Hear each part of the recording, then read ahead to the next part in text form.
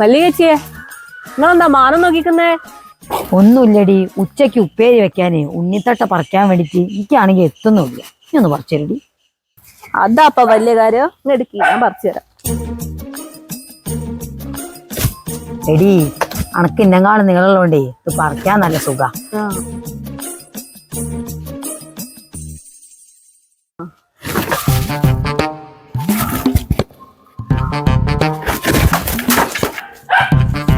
Hello, എന്താ പരിപാടി?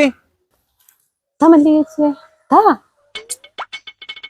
എന്താ പറമ്പല്ല അല്ലേ? അണക്കല്ല ഉപ്പേരി കിടന്നാണ് ഇനി അങ്ങ് എടുത്തോ.